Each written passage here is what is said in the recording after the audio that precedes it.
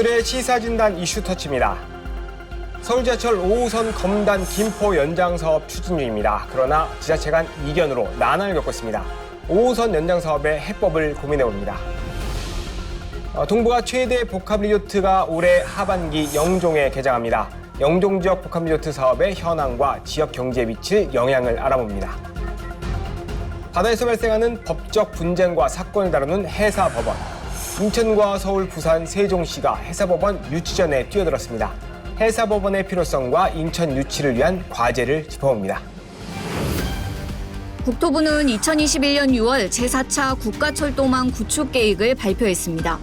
추가 검토 사업에 반영된 서울 5호선 연장 사업. 유정복 인천시장도 5호선 연장 추진에 대한 강한 의지를 보였습니다.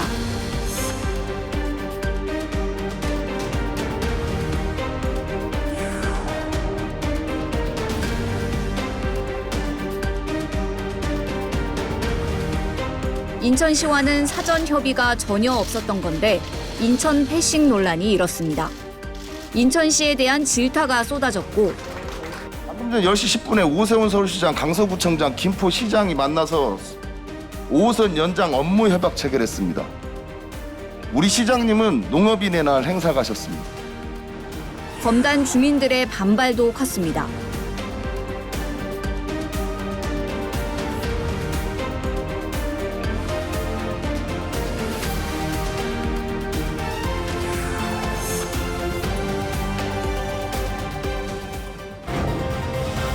현장의 목소리를 전하고 지역 현안을 고민하는 이슈 현장입니다.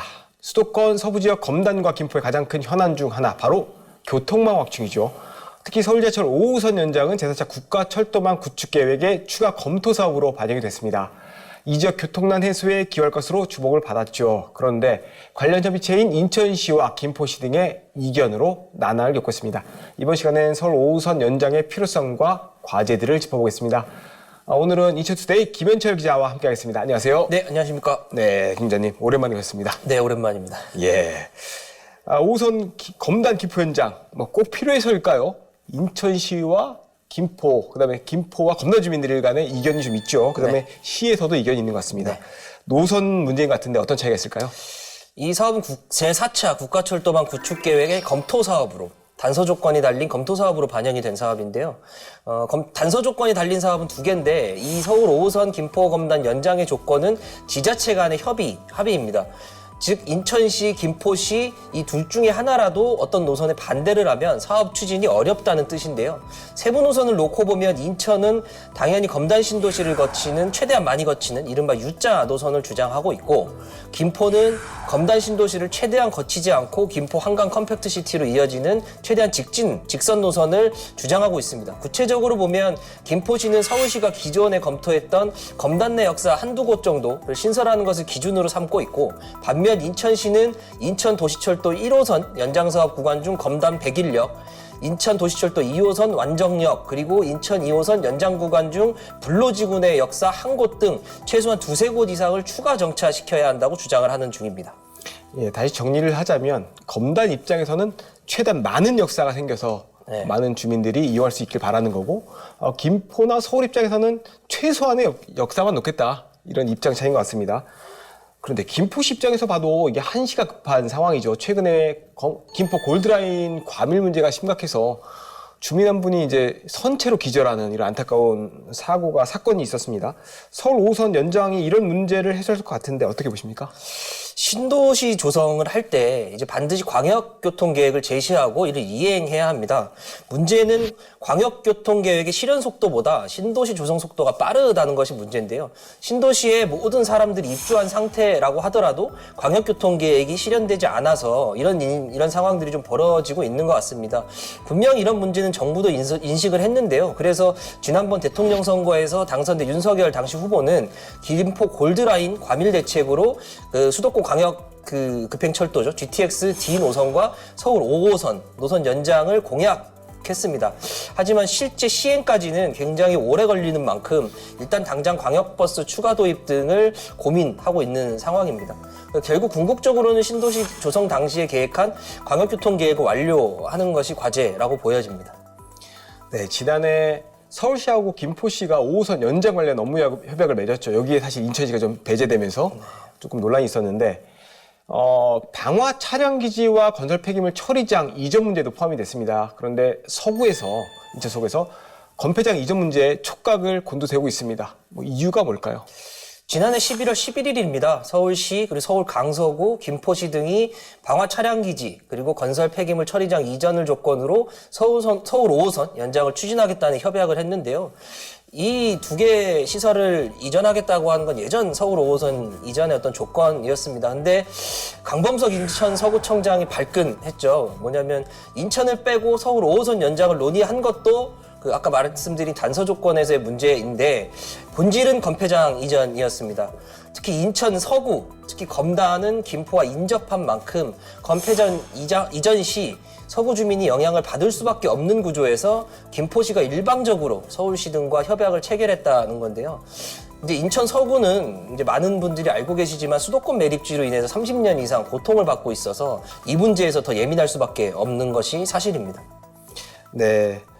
앞서 계속 반복해 주시고 계십니다만은 단서 조항은 지자체 간의 협의가 일단 필요한 건데 지금 잘 안 되고 있잖아요. 그래서 정부의 역할이 중요한 거 아니냐라는 목소리가 좀 나오고 있습니다. 앞으로 서울지하철 5호선 연장 사업 어떻게 풀어나가야 된다고 보십니까? 앞서 말씀드렸지만 제4차 국가철도망 구축 계획은 법정 계획입니다. 그러니까 즉 정부가 책임지고 풀어야 할 숙제라는 건데요. 광역 노선의 경우에는 지자체가 합의해서 구축 계획에 반영해달라고 요청을 하는데 서울 5호선 연장의 경우에는 애초에 인천시와 김포시 간 합의가 쉽지 않을 것이라는 관측이 많았습니다. 이미 지자체 간 갈등도 벌어지고 있고 민민 간의 갈등도 좀 벌어지고 있는 상황인데요. 국토교토부 대도시권 광역교통위원회 인천시와 김포시 간 중재를 했는데 서로 의견차만 현재 확인하고 있고 어려운 상황입니다. 그럼에도 구축계획에 지자체 간 협의를 단서 조건으로 검토 사업에 반영한 만큼 김포시의 주장과 인천시의 주장을 두고 대강위가 좀 판단을 해야 되지 않을까 생각이 드는데요. 김포시의 주장과 인천시의 주장 이미 서로 간의 타당성 조사 결과가 나와 있고 그것에 대한 경제성을 검토해서 대강위가 솔직히 시민에게 공개를 하면 됩니다. 더 나은 경제성을 입증할 수 있는 노선으로 추진을 하면 되고 지금 현재 발생하고 있는 어떤 그 문제에 대해서 국가가 할 수 있는 최고의 권한 행사는 예타 면제가 아닐까. 그래서 사업 추진 속도를 좀 빨리 끌고 가는 게 아닐까 좀 생각이 됩니다. 네, 하나의 방법을 제시를 해주셨습니다. 예타 면제를 하면 속도가 붙을 것이다. 이렇게 해주셨고요. 협의 과정이 투명한 공개 그리고 경제성 입증이 필요할 것 같습니다. 서울지하철 5호선 검단 김포 연장 사업이 신속히 추진돼서 수도권 서부 지역의 심각한 교통난에 숨통이 트여지길 바라보겠습니다. 이슈 현장 오늘 여기서 마치겠습니다. 감사합니다. 영종 국제도시 운서동 일대입니다.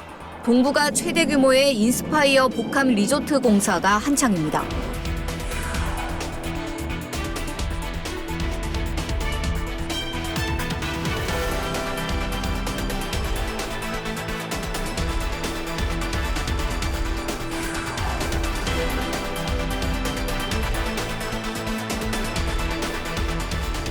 최고의 엔터테인먼트 경험을 제공해 국내외 관광객을 유치하겠다는 목표입니다. Roughly the same size of the island of Yoido, right? And we're just building the first phase, and we're committed to the Korean government and the airport authority to continue to build future phases, identify the best and highest use for this piece of land to really building an exciting destination for Korea.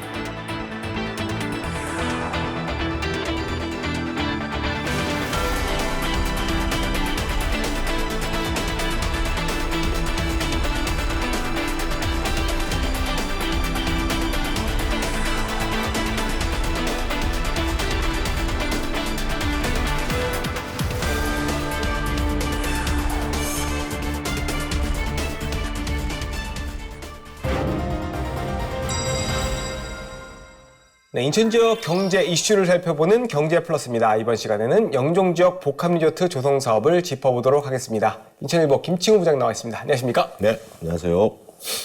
네, 부장님. 영종도시의 동부가 최대 규모의 복합 리조트 건설 공사가 진행되고 있죠. 올해 말쯤에 개장할 것 같은데 여기 어떤 시설들이 들어설 것 같습니까? 네, 인천 영종도 인스파이어 카지노 복합 리조트 건설 공사가 올해 개장을 목표로 순항하고 있습니다. 모이건 인스파이어는 1단계인 리조트 부분 건설 공사 공정률이 4월 말 기준 63%로 집계됐다고 밝혔습니다. 리조트 주요 건축물의 골조 외관 공사는 마무리됐고요. 시설 내부 공사가 진행 중에 있습니다. 인스파이어는 인천국제공항 인근 국제 업무지역 430만 평방미터 부지에 복합 엔터테인먼트 리조트를 개발하는 사업인데요. 1단계는 46만 평방미터 부지에 호텔타워 3개, 1,275실, 1만 5천석 규모의 다목적 전문 공연장, 실내 워터룸, 패밀리파크, 컨벤션 센터 등을 개장할 계획입니다. 복합 리조트의 핵심인 외국인 전용 카지노는 5성급 호텔 등급을 받은 후에 내년 1분기, 그러니까 내년 3월 말까지 운영할 예정에 있습니다. 1단계 개발 사업에 투입된 사업비는 외국인 직접 투자 9,600억 원을 포함해서 모두 2조 원 정도 들어갈 예정에 있습니다. 인스파이어는 리조트 개장 후에도 확장 사업을 계속해서 2046년까지 4단계에 걸쳐 전체 사업비 6조 원을 들여서 동북아시아 최대 규모 복합 리조트를 조성할 계획입니다. 네, 조금 전에 말씀하셨지만 이게 외국인 전용 카지노죠. 네, 맞습니다. 네, 현재 파라다이스 시티에도 카지노가 운영되는데 이제 두 번째 개장된다 이렇게 보면 될 것 같습니다. 인천 경제에는 어떤 영향을 미칠까요? 네, 영종국제도시에는 현재 인스파이어를 비롯해서 파라다이스 시티, 미단시티 복합 리조트 등 인천국제공항을 중심으로 하는 모두 3개의 복합 리조트를 조성 중에 있습니다. 복합 리조트 산업은 지역경제 활성화, 특히 청년 중심의 대규모 일자리 창출 등 막대한 파급 효과를 불러일으키는 고부가가치 산업으로 꼽히고 있습니다. 포스트 코로나 시대 국내외 관광객 유치의 효자 노릇을 수행할 것으로 기대되고 있는데요. 현재 운영 중인 파라다이스 시티가 대표적입니다. 2017년 4월 달에 카지노, 호텔, 컨벤션 센터가 문을 열었고요. 2018년 2차 개장 때부터는 부티크 호텔, 예술 전시 공간이 추가로 영업을 시작했습니다. 전체 부지 크기만 해도 축구장의 46배인 33만 평방미터에 달합니다. 1차 시설 개장 때에는 카지노 시설 중심이었지만 2차 시설이 개장하면서부터는 종합 리조트로 탈바꿈했습니다. 인천공항 환승객과 이용객은 물론이고 현재는 가족 단위 관광객이 즐겨 찾는 관광 명소가 됐습니다. 인스파이어는 이미 전국 30여 개 대학, 교육기관과 협력해서 인재 발굴 프로그램을 운영하고 있고요. 오는 7월에는 3,500명가량 대규모 공개 채용을 진행할 예정에 있습니다. 세계 최고 수준의 인천국제공항과 개항장, 성관광 등 풍부한 관광 인프라를 보유하고 있는 인천시가 영종 복합 리조트 집적화 사업과 연계해서 세계적인 마이스 산업 집적지로 부상할 것으로 기대되고 있습니다. 일단 올해 3,500명가량의 대규모 공채가 있다는 것은 이제 일자리 창출에는 큰 도움이 된다. 그다음에 향후 마이산업의 집적지로도 부상할 것 같다라고 전망을 해주셨는데 말씀하신 것처럼 미단시티도 복합 리조트가 조성되고 있습니다. 네네. 근데 3년 넘게 공사가 중단됐죠. 네네. 이번에 어렵게 사업 기간을 연장을 한 것 같아요. 근데 이제 정상화까지 잘 될 수 있을까 걱정도 있습니다. 어떻게 보고 계십니까? 예, 미단시티 복합 리조트는 아픈 손가락, 계륵 같은 존재인데요. 3년 넘게 공사가 중단됐었습니다. 사업 기간이 얼마 전에 간신히 연장이 됐습니다.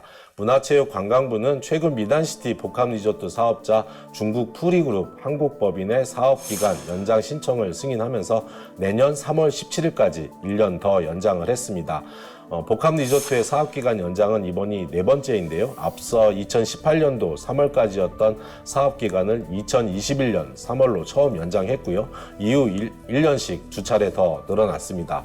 문체부는 연장 결정을 하면서 2020년 2월부터 3년 넘게 중단된 복합 리조트 공사를 3개월 내 재개하고 카지노 운영사를 확보하라는 조건을 내걸었습니다. 산업통상자원부와 인천경제청 등 관계기관에서 연장 요구를 하고 있고 사업 무산 시에는 투자자들의 피해가 우려된다는 점 등을 고려했다고 설명을 했습니다.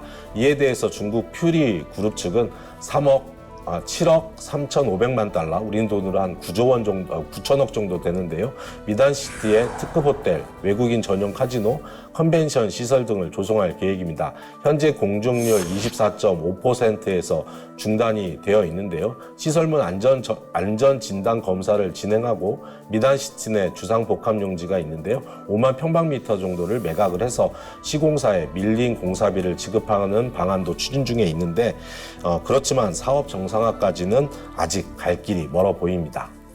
네, 이제 완성이 되면 영종도에 3개의 큰 그 복합 리조트가 조성이 되는 겁니다. 네네. 이제 시민들이 궁금한 거는 그럼 이게 인천에 어떤 영향을 미치냐, 특히 공항 경제권과도 어떤 영향을 미치냐라는 게 궁금할 것 같아요. 어떻게 네네. 보십니까?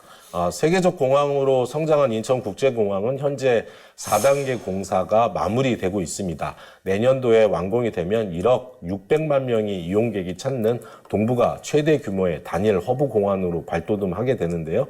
허브공항은 통상적으로 전체 이용객의 10% 이상, 일반적으로는 15% 이상의 환승객, 즉 인천공항으로 따지면 1,500만 명의 이용객이 인천공항을 통해서 비행기를 갈아타고 다른 나라로 향하게 되는데 환승률을 높이는데 복합 리조트가 커다란 비중을 차지하게 됩니다. 서비스 중심의 공항 경제권 형성 그리고 지역 경제 활성화에도 크게 이바지하게 될 것으로 예상이 되는데요. 복합 리조트를 카지노만 있는 카지노 중심으로만 바라볼 필요는 없을 것 같습니다. 많은 나라들이 복합 리조트에 전향적인 자세로 접근하고 있는 것은 해외 투자와 관광 산업 발전 등 매력이 많기 때문입니다. 실제로 싱가포르에 있는 마리나 샌즈 복합 리조트는 4만 6천 개에 달하는 양질의 일자리를 만들었고요. 유무형의 경제적 파급 효과를 거둔 것으로 집계됐습니다. 일본에서는 최근 오사카 지역의 복합 리조트 개발에 착수했는데요. 2029년부터 월드 엑스포 부지에 오픈형 카지노를 포함한 복합 리조트를 가동할 계획에 있습니다. 오픈형은 국내인도 할 수 있는 카지노를 말하는 거고요. 전 세계가 복합 리조트 형성장에 주목하고 있는 이유는 물론 우려되는 부작용도 있을 겁니다. 면밀한 검토와 대안이 뒤따라야 할 것이지만 인천이 명실상부한 국제 관광 도시로 한 단계 도약하려면 관광 활성화 차원에서 복합 리조트를 바라봐야 되는 발상의 전환이 필요해 보입니다. 관광 마이스 산업은 고부가가치 산업으로 미래 신성장 동력 산업이라고 할 수 있겠는데요. 인스파이어 복합 리조트 1단계 조성을 계기로 영종도 내 복합 리조트 집적화를 통해서 인천이 아시아를 대표하는 관광 마이스 허브 도시로 도약할 수 있도록 인천시와 인천공항공사 등 관련 기관들이 긴밀히 협력해 나가야 하겠습니다. 네, 오늘 말씀은 여기까지 듣겠습니다. 감사합니다. 네, 감사합니다. 해사법원이란 이 바다에서 발생되는 법적 분쟁과 사건을 전문적으로 다루는 법원을 말합니다.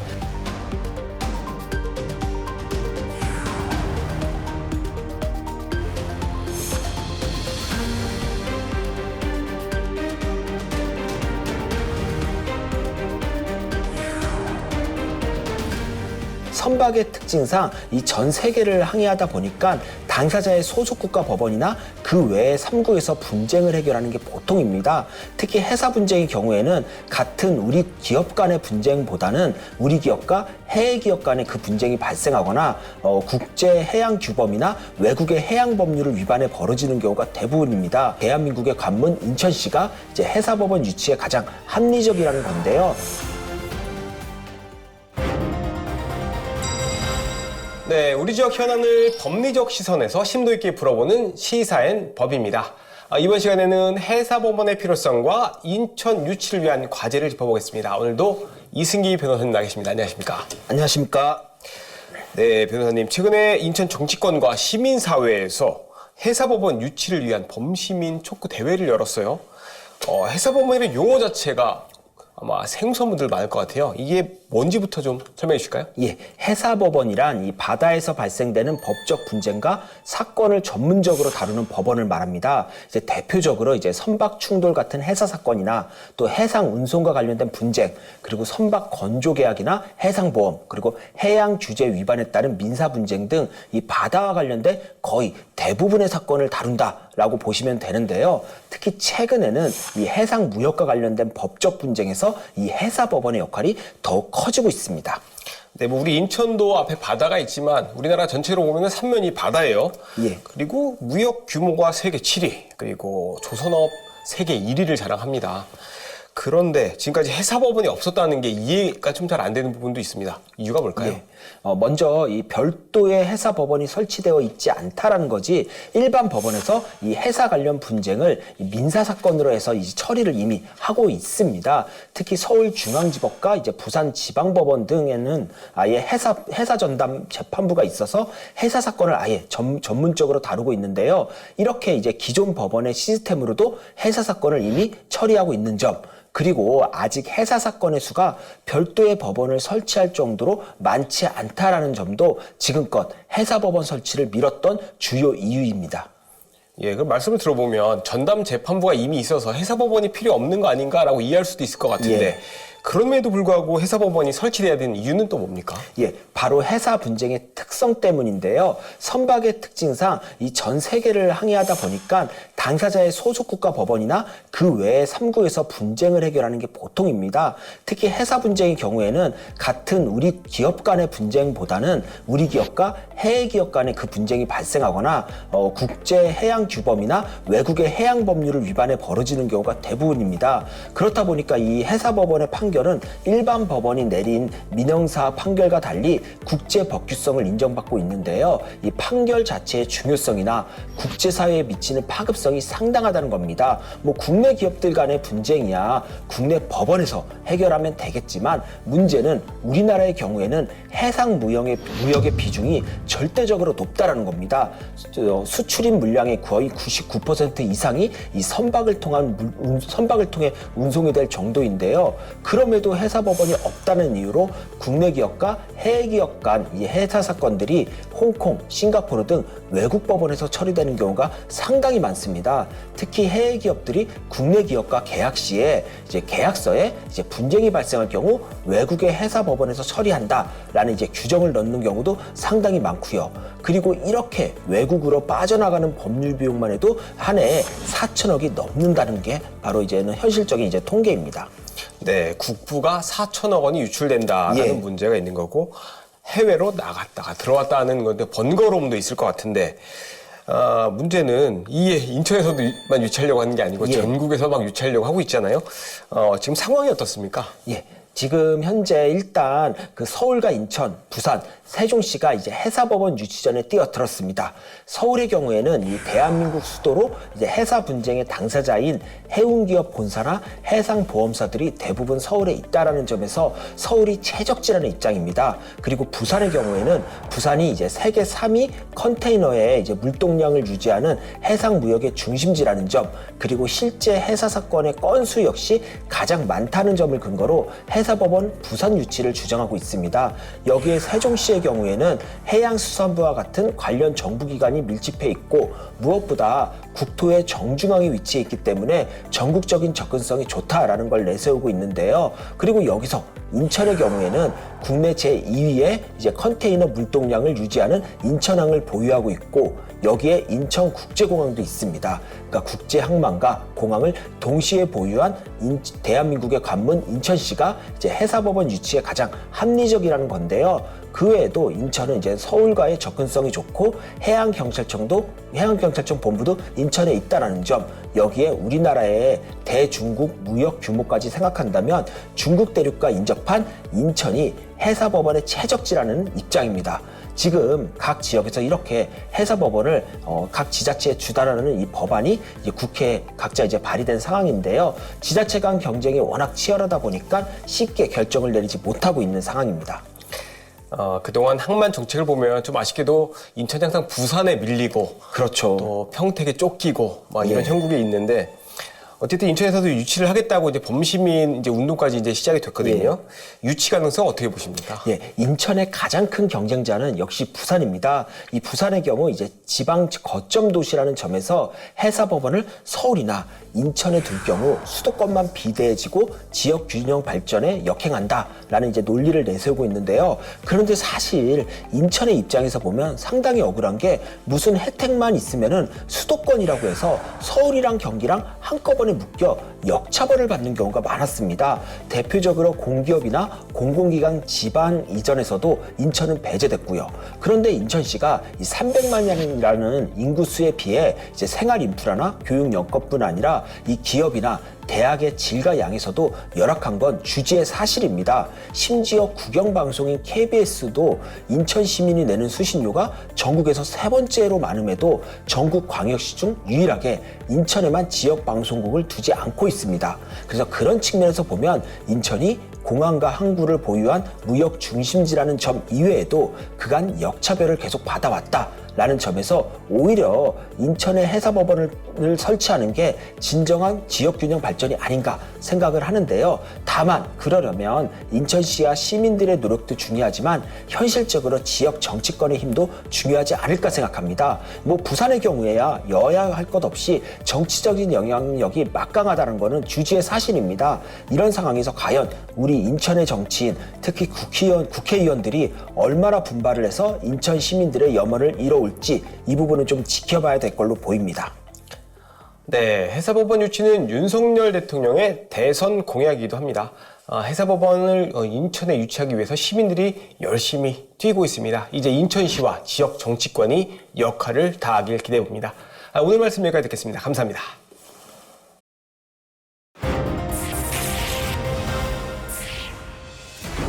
인천의 현안을 다양한 시선으로 전하는 시사진단 이슈터치, 이번 시간은 여기까지입니다. 시청해주신 여러분 고맙습니다.